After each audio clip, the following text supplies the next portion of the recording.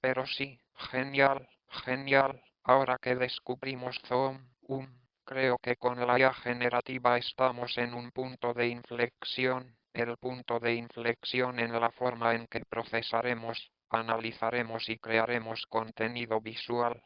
Creo que esto tendrá un impacto profundo. Implicaciones en todas las aplicaciones que tratan con datos de imágenes y videos, esencialmente en todo lo relacionado con la sociedad y la industria. Sin embargo, me parece interesante que recientemente haya habido mucha discusión en la industria e investigaciones sobre si el futuro dependerá simplemente de escalar esos algoritmos en lugar de estamos haciendo investigaciones metodológicas y hemos visto muchas aplicaciones interesantes en películas y también en modelos visuales recientemente en esa dirección, así que veamos dónde estamos y hacia dónde iremos. Hace unos 60 años, Richard Feynman, el gran físico y premio Nobel, nos dio esta charla. Se tituló Hay mucho espacio en la parte inferior, en la que él solo predijo los próximos 60 o 70 años de miniaturización y reducción de escala que condujo esencialmente a la nanotecnología y esencialmente a la revolución que estamos teniendo en la informática en estos días. Básicamente, dio la base para toda la era digital y más allá. Unos años más tarde, otro Richard esencialmente concluyó que la lección de estos 60-70 años después fue esencialmente que lo único que deberías hacer es simplemente ampliar tu algoritmo. La investigación metodológica no era el camino a seguir o al menos no era tan efectiva, por lo que esencialmente se dice que el avance revolucionario tiene y será correcto en el futuro, aunque sea simplemente escalando la computación y no tanto mediante un enfoque que realmente mejore la metodología. Así que si pusieras esto en un solo meme, esencialmente sería que este sería el fin de la investigación metodológica de la visión por computadora como tal como lo estamos haciendo aquí. El futuro pertenecería a la ley de Moore y esencialmente solo aumentaría la computación. Supongo que hay buena evidencia de eso. Si nos fijamos en varias décadas de evolución de las computadoras, la ley de Moore se desarrolló muy bien y vemos que, al reducir el tamaño del transistor, se redujo la capacidad, lo que llevó a que se redujera el voltaje y esencialmente a que la frecuencia aumentara y con eso un enorme aumento en términos de capacidad computacional. Potencia, pero hubo un punto de inflexión alrededor de 2006 que supongo que todos hemos notado. El escalamiento de Dennard llegó a su fin y las frecuencias ya no aumentaron. El proceso de integración también se ralentizó. Lo siguiente que la gente evidentemente había hecho fue la paralelización, pero la ley de Amdahl nos dice que tampoco podemos paralizarnos al infinito, que las ganancias también disminuirán y con eso surge la pregunta de a dónde ir ahora. Podría decir, espere un minuto, no existe algo como computing. Y eso es cierto en el momento, eso. El escalamiento de las CPU en realidad se detuvo y hemos visto que la computación CPU realmente se activa, pero el problema aquí es que la demanda que ahora hemos visto significa todos los algoritmos y el escalamiento de algoritmos que hemos estado haciendo recientemente. En realidad es más proporcional, significativamente mayor que lo que vemos en el lado de la oferta, por lo que la demanda supera a la oferta en casi un orden de magnitud y parece que va a continuar exactamente de esa manera, y es por eso que la pregunta es si podemos efectivamente una especie de aumento de la computación o si tendríamos rendimientos decrecientes y, eventualmente, una meseta, como tendemos a ver aquí. Para dejar este punto más lejos, en los últimos 5 años, especialmente en películas, hemos visto un 15,000 el aumento de veces en términos de tamaño del modelo y cálculo simplemente no siguió el ritmo y no parece seguir el ritmo por una razón, digo que acabo de describir, pero hacia la derecha que ven allí, ven algunos desarrollos recientes, un GPD4, evidentemente. El ejemplo de los tamaños de los modelos va más arriba, pero con Palm 2 y modelos similares y también en el dominio visual, algo que les voy a mostrar ahora y vemos evidencia de que no es necesario escalar las arquitecturas de manera arbitraria, porque por cada duplicación del tamaño de sus modelos, esencialmente también querrá ser efectivo duplicar el tamaño de su conjunto de datos y que, entre muchas otras cosas, pausa o causa que eso sea un problema. Ahora existen varias leyes que podemos sacar provecho de lo que hemos visto en los últimos años. El primero fue que las arquitecturas que pueden explotar mejor los productos básicos que realmente escalan bien son los que ganarán. Eso fue en computación, evidentemente, la integración de chips que estaba en nuestro campo causaría la transición de enfoques basados en reglas a enfoques basados en aprendizaje porque solo se puede escribir una parte limitada de un programa, pero aprender a observar datos y aprender de ese caso de evidencia muy bien, eso fue lo que causó la transición de los métodos del kernel ACNS y recientemente modelos de probabilidad fuertes porque son mejores para explotar grandes cantidades de datos y una mejor paralelización y eso fue lo que causó mucha transición de enfoques supervisados a enfoques autosupervisados porque bueno, quiero decir, la escala de datos sin etiquetar es mucho mejor que los datos laborales, así que vemos con todos estos enfoques, aumentar la computación o aumentar cualquiera de estos productos escalables condujo a aumentos en el rendimiento, pero creo que hay límites al crecimiento y lo primero que debemos notar es que, si bien vemos este progreso en este único producto, ahora, la computación, por ejemplo, la historia es mucho más complicada.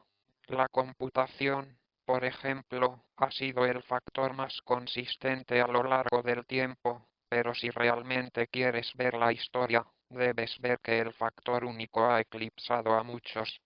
Fueron necesarios desarrollos más heterogéneos, no es que tomamos los tubos que teníamos hace décadas y los hicimos cada vez más y más pequeños, eso sucedió solo en un cierto factor.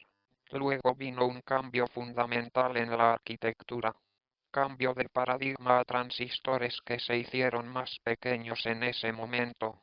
Pasemos a los circuitos integrados, que se hacen más pequeños, pero lo que quiero decir aquí es que era importante tener estos desarrollos metodológicos mientras tanto y también tuvimos esto en nuestros campos, cambiando las arquitecturas de SMSACNS, ETC, como en los paradigmas de entrenamiento, como ustedes saben. Con eso, creo que ahora estamos viendo llamados a un cambio. Vemos que incluso para las empresas más ricas, los costos que se derivan del simple aumento de la computación se vuelven asombrosos. Palm, varios millones de dólares, GPT-4, ni siquiera lo sabemos, pero más. Lo más importante es que habrá cada vez menos jugadores en el campo que realmente puedan competir en ese juego y eso significa esencialmente que tendremos menos diversidad, menos cabezas inteligentes, lo que significa menos creatividad, pero aún más importante, habrá un monopolio sobre una tecnología crucial que creo que será crucial para la sociedad tenerla en manos de unos pocos jugadores. Evidentemente, es algo cuestionable hacer otras cosas como la privacidad de los datos, etc. No estoy hablando de eso, pero si tampoco es necesario, nunca creciente cantidad de datos de capacitación. Una pregunta será si se ampliará la escala de los datos de capacitación obteniendo cada vez más datos capacitados, especialmente los datos que no están correlacionados. Es un procesamiento muy costoso. ¿Qué tal las anotaciones éticas que se realizan en el sur global? Derechos de autor y cuestiones similares un solo escalar arriba, eso nos ayudará en un mundo donde tenemos distribuciones de cola larga. Sí, el mundo de IKEA es genial. Unas cuantas imágenes más y tendrás listos todos los estantes británicos, pero ¿qué harás con las distribuciones a largo plazo de Da Vinci? Un último punto es que no es así. Realmente inteligencia, la inteligencia correcta, tal como la conocemos, generalmente tiene que lidiar con recursos limitados y finitos. Sí, el aprendizaje no lo es y estamos usando los mismos cerebros que nuestros antepasados utilizaban cuando trataban con palos y piedras, y no tengo un balcón para mi cerebro o cualquier cosa. Ahora los recursos están fijos en el cielo y aún así hemos visto un enorme poder de inteligencia y aprendizaje adaptándose a la utilización de máquinas y similares, por lo que el objetivo de mi grupo fue durante bastante tiempo democratizar la investigación en este campo de la síntesis visual, esencialmente haciendo que los modelos más pequeños sean más poderosos. ¿Cómo puedes hacerlos poderosos y al mismo tiempo accesibles? El primer punto fue evidentemente liberarlos de código abierto, lo cual hicimos. El segundo fue desde la cama y decidimos hacer que estos modelos encajaran en hardware de consumo por 300, $400 y dado que estos modelos necesitan conocer prácticamente todo el mundo, eso significa que necesitan analizar miles de millones de muestras de entrenamiento, cientos de terabytes de datos que esencialmente necesitan condensarse en solo unos pocos gigabytes en estos días estables. La difusión que desarrollamos allí cabe en su teléfono móvil, entonces, ¿cómo se puede condensar esencialmente Internet para que quepa en su bolsillo? Creo que esta es una hazaña de inteligencia muy complicada y desafiante al hacer esta abstracción y ahí es esencialmente a donde fuimos con la difusión estable. Así que lo que obtienes es un sistema en el que simplemente puedes escribir lo que deseas como salida óleo y lienzo de la cordillera del atardecer o cambiarlo a una imagen vectorial, pero algo que también atiende a muchas más tareas como pintar superresolución o aumentar las representaciones incompletas. Ahora hemos estado en ese campo como comunidad por un tiempo y hemos explorado diferentes avenidas y hemos visto con eso un dilema clásico, un dilema entre modelos que dan nosotros tenemos una gran calidad de muestra, como redes generativas adversarias, pero que carecen de cobertura de datos propensos a colaboraciones en modo ETC, o enfoques, por otro lado, que nos brindan una gran cobertura de los datos pero que carecen de calidad, como codificadores de modelos variacionales, ha sido realmente genial. Para ver cómo aparecen poderosos modelos de probabilidad, modelos autoagresivos como Transformers. Más recientemente, modelos de difusión. Los modelos de difusión destacan porque están basados en puntajes, lo que significa que finalmente nos deshicimos de la función de partición.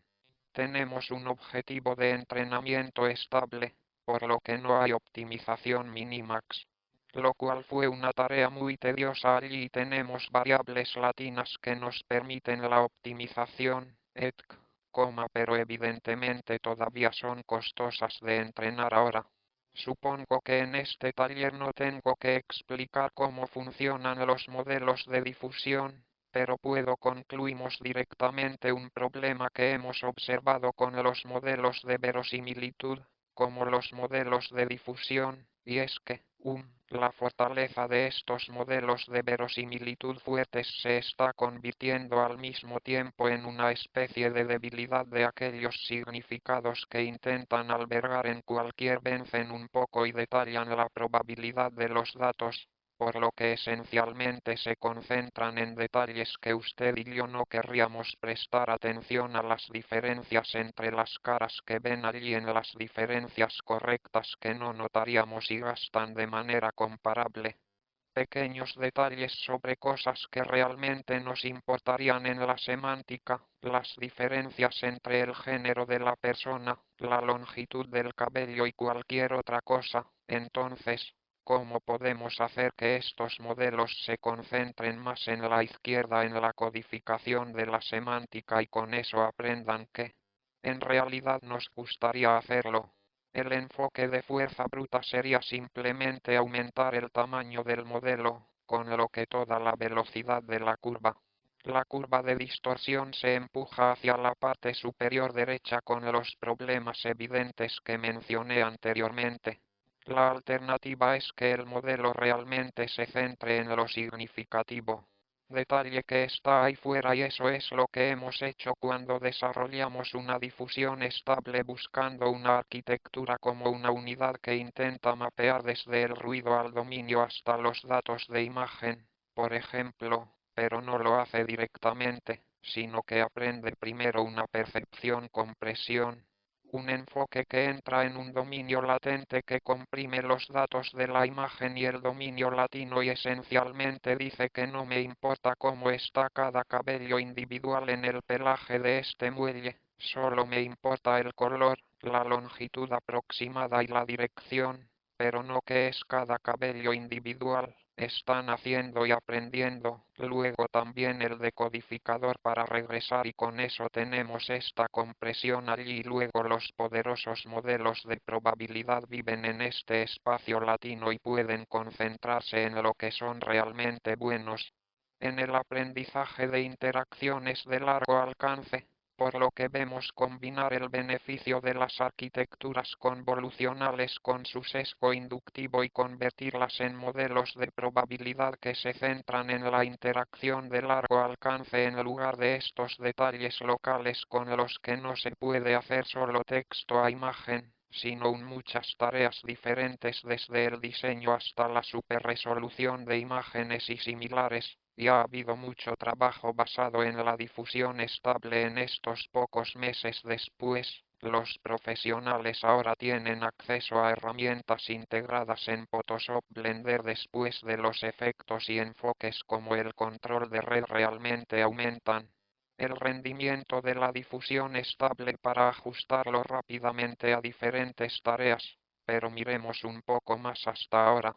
Les he mostrado cómo podemos tomar modelos de probabilidad poderosos y aprender representaciones con ellos de manera más efectiva, esencialmente concentrándolos en lo que son buenos para aprender interacciones de largo alcance. Pero ¿qué deberíamos aprender con tales modelos? Quiero decir, cuando miramos a los artistas, Monet, cuando estaba pintando árboles, en realidad estaba mirando árboles, no estaba sentado en su regazo y diciendo como yo. He visto suficientes árboles como Ronald Reagan dijo tan infamemente que un árbol es un árbol. ¿Cuántos más un artista como Monet miraría los árboles para entender este concepto de lo que realmente significa un árbol? Pero todos sabemos que esto tiene sentido porque la naturaleza viene con una cantidad infinita de variabilidad cuando se trata de árboles y verlos sirve como inspiración y, en segundo lugar, evidentemente no necesita memorizar todos esos detalles en contraste con nuestras humildes redes neuronales. Sí, así que esencialmente estamos jugando a este juego de rellenar todos los entrenar datos en estos parámetros muy valiosos y costosos de la red neuronal. ¿Por qué hacer eso? Sí, aprender es realmente saber dónde está algo ahí afuera, sí, y ser capaz de desenterrarlo.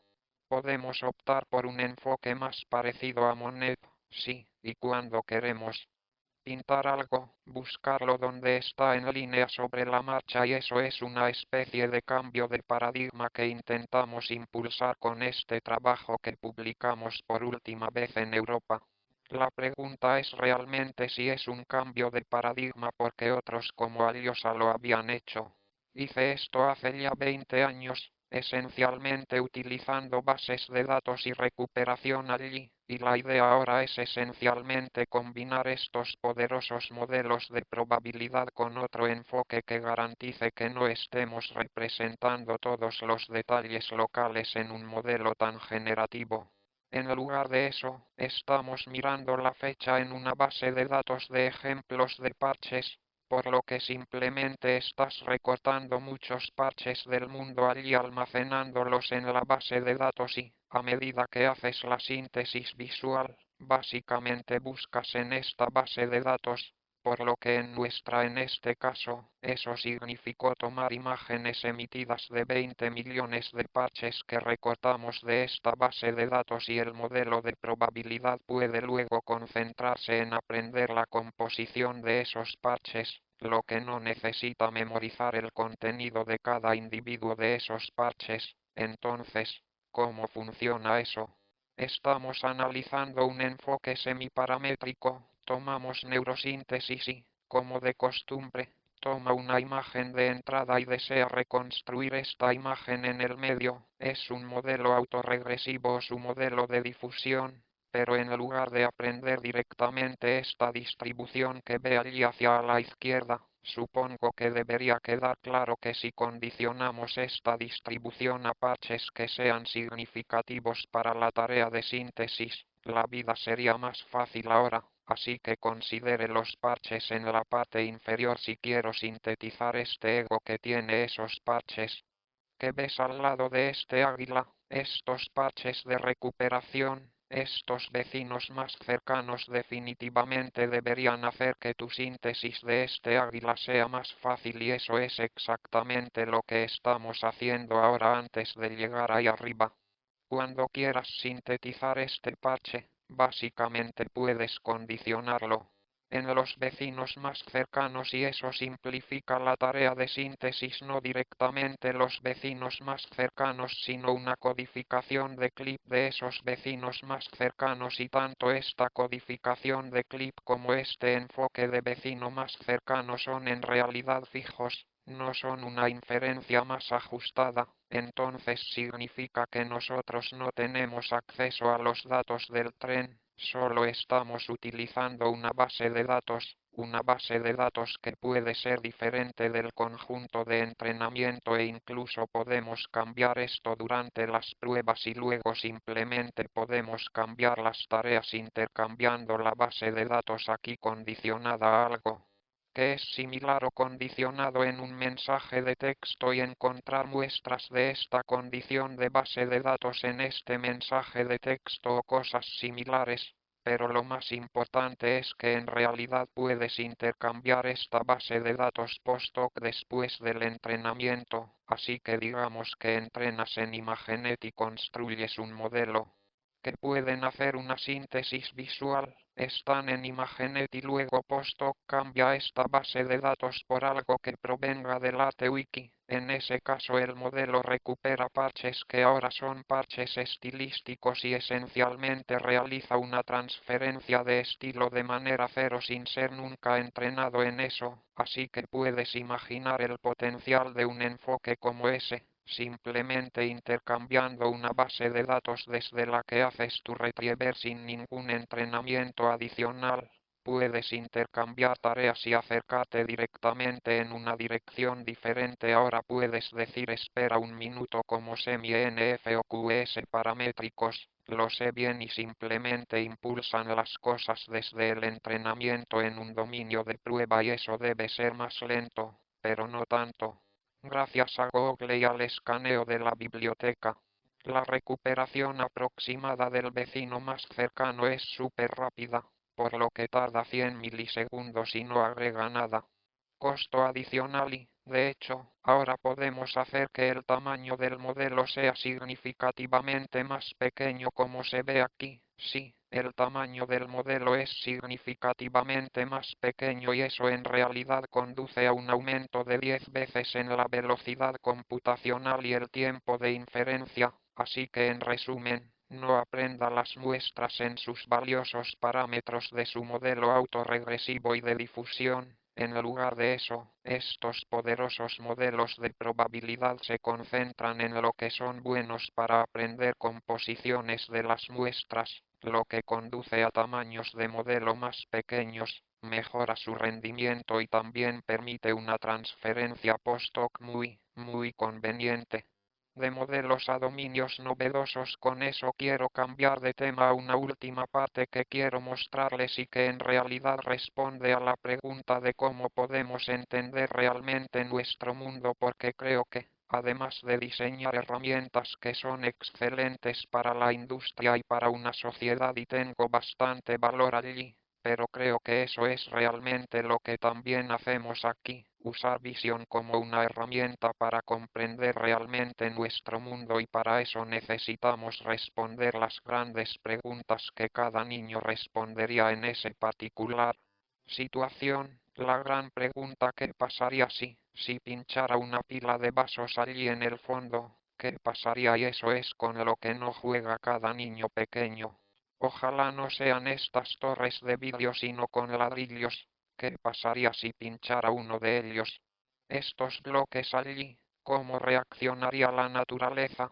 ¿Qué pasaría allí? Aprendería sobre física y demás, y las interdependencias de los objetos en su cinemática, y eso es lo que hemos estado haciendo en un enfoque que llamamos y pone y lo publicamos. ICB hace un tiempo y esencialmente le brinda la capacidad de tomar una imagen estática y extraer un píxel individual en esta imagen, 1 o 7 unos, y luego hacer predicciones sobre cómo evolucionarían realmente el resto de los píxeles de los objetos en esa escena. Ahora está claro que este es un problema muy indeterminado. Al sondear un píxel individual, el objeto puede reaccionar de diferentes maneras, por lo que está claro que necesitamos adoptar un régimen estocástico allí y poder tomar muestras de la variedad de nuestras opciones. Lo segundo que queremos es, para tener este enfoque se puede generalizar a nuevas instancias de una clase y no ser específico de una sola, y queremos que esto no dependa del modelo de objetos ni de nada. Queremos poder aprender esto solo a partir de los datos de píxeles y no requerimos un modelo físico como el que hemos visto aquí muy a menudo de objetos individuales, pero simplemente mirando un video diferente podemos hacer predicciones sobre plantas en macetas o cualquier otra cosa que haya. Hay dos desafíos que debemos resolver. El primero es aprender las interdependencias cinemáticas. ¿Qué sucede con esta planta en macetas si conectas y tiras de una hoja individual?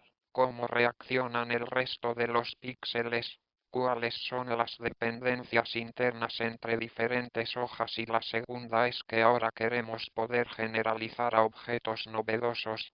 Se le proporciona una señal de control muy escasa, uno o varios toques que tiene allí en píxeles individuales y un cuadro de inicio, y desea en el lado de salida proporcionar un conjunto de cuadros de video. Tiene una arquitectura decodificadora en el medio. Está claro que la correspondencia uno a uno funcionará porque está muy indeterminada.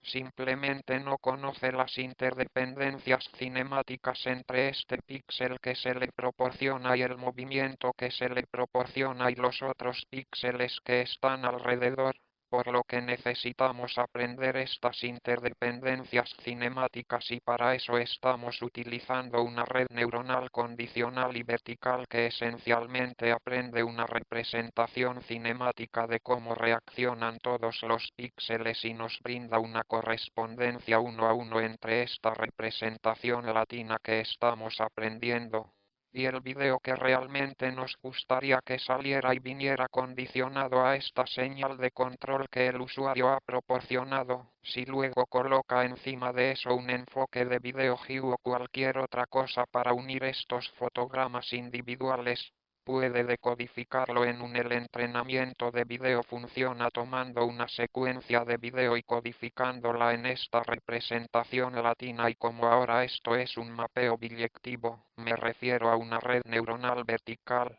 puedes tomar esta representación y mapearla toda en este dominio latino y así puedes tomar los fotogramas que quieras. Los he observado y los hemos mapeado en la representación cinemática condicionada a los comentarios del usuario que has visto, de modo que puedes ir en cualquier dirección durante el entrenamiento. Vas hacia la izquierda haciendo inferencias, luego muestras algo de esta distribución cinemática y muestras uno o varios videos que se acercan y le permite simplemente tirar de píxeles individuales y animar cómo se mueve el objeto. Luego puede tomar estas partes, avanzar aquí, tirar de hojas individuales y luego llegar aquí hacia la derecha. diferentes representaciones de cómo se comportaría realmente este objeto porque allí está indeterminado, hay diferentes realizaciones en esa situación particular, puedes hacer eso para las personas, como tirar del brazo y luego animar 4 formas diferentes en que la persona se habría comportado con esa señal escasa y con eso puedes hacer eso muchas veces de instancias de una clase y luego obtener ideas de dependencias semánticas internas. Entonces, ¿qué pasaría si arrancara o empujara aquí la cabeza? ¿Qué pasaría si empujara un píxel en el torso de la persona? ¿Cómo actuarían otras partes del cuerpo? En realidad se comportan cuáles son las interdependencias semánticas en estas plantas en macetas, como qué hojas están unidas y cuáles no. Con eso, permítanme terminar. Creo que un enfoque que se centra exclusivamente en escalar tendrá problemas que crecerán y crecerán porque vemos que el crecimiento de la demanda supera significativamente el crecimiento de los proveedores. Querremos tener enfoques más inteligentes para aprender sobre inteligencia. Ahora, la efectividad cada vez menor de simplemente ampliar la escala para una comunidad de investigación en realidad nos llevará en una dirección en la que también querríamos adoptar. En enfoques más inteligentes, hemos visto que combinar la eficiencia de poderosos modelos de probabilidad con humildes arquitecturas convolucionales es en realidad una dirección importante y la lección de eso es que los modelos más poderosos son algo opuesto a simplemente escalar. Simplemente hacer que los modelos sean más poderosos probablemente sea tampoco es la dirección a seguir porque estos modelos luego se llenarán por completo mediante detalles que en realidad no deberían interesarte y es por eso que queremos tener este enfoque de 2 etapas que garantiza que los modelos poderosos puedan centrarse en lo que en realidad somos buenos ejecutando interacciones de largo alcance. Hemos visto que enfoques como el aumento de la recuperación pueden conducir a modelos mucho más pequeños al enfocarse esencialmente en modelos de probabilidad poderosos y en lo que son realmente buenos y eso es en lo que deberíamos tenerlos. Es aprender composiciones de escenas y permite una transferencia post-hoc muy conveniente a dominios novedosos y, por último, los enfoques invertibles por ejemplo, nos dan un muy buen manejo para aprender las interdependencias cinemáticas y también las ambigüedades que tenemos en ese caso para el objeto y nos ayudan a lidiar con los muy escasos comentarios de los usuarios. Adopta un enfoque estocástico y se generaliza a objetos arbitrarios con eso. Permítanme agradecerles por su atención. Permítanme agradecer a mi maravilloso equipo que formó parte de lo posible y estaré encantado de responder cualquier pregunta si tienen las gracias. Fantásticas preguntas de conversación de la audiencia, siempre y cuando la gente piense en las preguntas, déjenme preguntar tal vez una o dos. ¿Dónde está el 3D en todo esto? Supongo que hemos visto muchas cosas gratis de muchos colegas muy valiosos y también estamos explorando. Que estábamos dando un paso a la vez haciendo también videos ahora de manera muy intensiva, pero supongo que en los últimos meses hemos visto muchas novedades y no valoraba mucho solo hacer videos o simplemente hacer 3D por ese motivo. Pero optar por enfoques que, como hemos visto aquí, exploran de una manera más efectiva, básicamente está bien, gracias, una pregunta más, sí, sí, gracias como persona que ve una generación de imágenes significativa como una historia de éxito, puedes crear un puesto para la generación de la radio. Ahora definitivamente sabes que lo hacemos.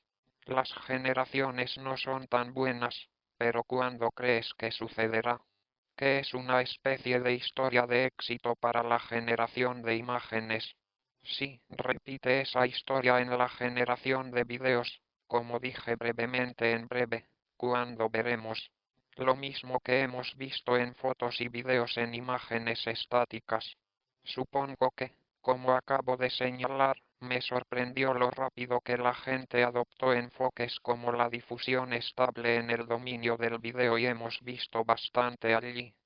La pregunta es solo si ya estamos contentos con la calidad que obtenemos actualmente. Hay buenos enfoques como Gen 1, Gen 2 y demás que creo que ya muestran algún valor allí. Es solo que gran parte del trabajo que hemos visto allí probablemente sea computacional.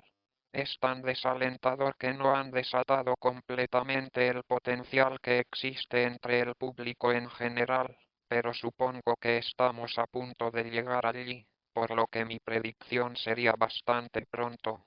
Gracias. Más preguntas. Gracias por la gran charla. Pregunta más técnica con respecto al aumento de recuperación en el que intercambias la base de datos o las bases de datos que tienes, necesitas volver a entrenar el decodificador con cierta tasa de aprendizaje o nada, por lo que con el aumento de recuperación no entrenamos la búsqueda del vecino más cercano, etc. No entrené la codificación que usamos para el condicionamiento, pero luego entrena si eso es recomendable entrenar el resto del enfoque de decodificación que tienes entonces, y lo entrenas con la misma tasa de aprendizaje o disminuyes la tasa de aprendizaje para que no olvide lo que aprendió en la máquina. Esa es una buena pregunta. Sí, eventualmente disminuimos eso. Gracias. Hablemos aquí, agradezcamos a Dios nuevamente y tendremos un breve descanso de 10 minutos y luego continuaremos con Andrea.